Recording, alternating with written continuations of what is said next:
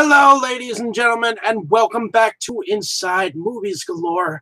I'm your host, David Streggy, and tonight, I have another review for you about Sean Gordon's 2014 film called The Oatmeal Man. And here's the cover of the film. It was distributed by Pulsar Films along with Colossal Theater Productions. And it was produced by a man from Wisconsin by the name of Sean Ness, who, as I'm told, this film was done on a budget of $100 with a lot of favors, and so this is actually one of my favorite indie film production, and is written by Jesse Gordon. So, and it's why I love independent horror films in general. So Gordon kicks off the film with a Quentin Tarantino Sin City feel as a hot-looking couple in a car are on their way to Vegas with like five of their friends, or four other of their friends, or away from what we can't tell. But they stop off at an abandoned factory to continue their sexual business. Shot in green screen for the most part of the beginning scene is where we see the oatmeal drip and mutilate the couple. Meanwhile, John and his 6 friends are gathered for his birthday and are about to head out on a trip to Vegas to help Santiago and his girl Annie to patch things up, even though she seems like one of those richy bitchy kind of women who definitely can't relax. So all in the group fork up the cash and head out on a road trip. The porn closet. I guess it's based on a true outing of Sean Gordon's and his friends' younger days. So you see a little of the companionship here. Then we see shots of victims in an old looking factory, 2 hanging chained on the wall and 1 lying on a slab, all in skimpy clothing. There's a quick funny moment as Clive the driver lets out several bad gaseous moments.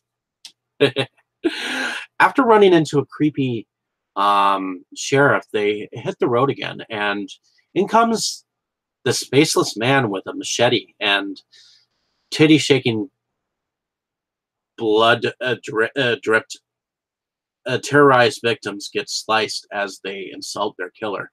You don't insult a man with a knife. Well, back on the road, the friend's car breaks down. With no cell phone service, the friends decide to hoof it to find civilization. John, who is played by Sean Gordon, sprains his ankle after a scare by a short man in glasses and a torn shirt. Claims he's working at a gas station before he offers to fix their truck. Lisa, did my car just vomit? I think it did. After drinking a beer that had dripped oatmeal in the bottle, Clive begins to vomit, and Krishna gets kidnapped by a scientist that created a man out of oatmeal called Harry Oates. Same man who'd fixed their engine up with oatmeal, and gets eaten up inside out and explodes while Santiago is still searching for Clive. Learning that Harold Oates fell into a vat of oatmeal from a newspaper clipping, the friends all decide to band together to find Krishna. They find more body parts and a voice in the darkness. And don't miss the epic battle between not one, but two oatmeal men. Hey, fuckface! Nobody likes watery oatmeal. Never look at oatmeal the same way again. I recommend this film for all horror fans. I thought that this film was original. I mean, it was definitely on a low budget. I loved the special effects in the film. It definitely made the film unique. And I liked the acting all around. I thought that it was kind of like a bunch of friends got together and shot a film. So um, ultimately, there's Cassandra Dagenhart as Krishna. Sean Gordon was John. Uh, Moira Dennis was Lisa. Um, Nicole Kuntz was Annie.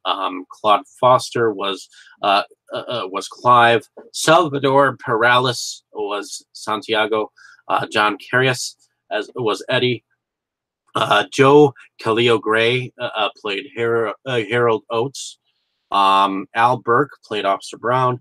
Jennifer Andrade as was Katie, and so on and so forth. So I certainly enjoyed this film. It also came with a poster, which I actually have separate from this. I thought it was very cool. It was $15 with a little bit of shipping. I believe you can still find the film online to buy. So definitely check the film out when you get a chance. It's one of those films that you just cannot wait to see to believe it. So I thought it was a decent production for the entertainment value, worth a one-time watch. So thank you for listening. I hope you enjoyed my description of this film. Like and subscribe to my page. If you have not, definitely check out some of my other reviews. I'll definitely have some more cool reviews for you coming up. Yeah, let me know if you've seen this film down below. And let me know what your thoughts were. Thank you.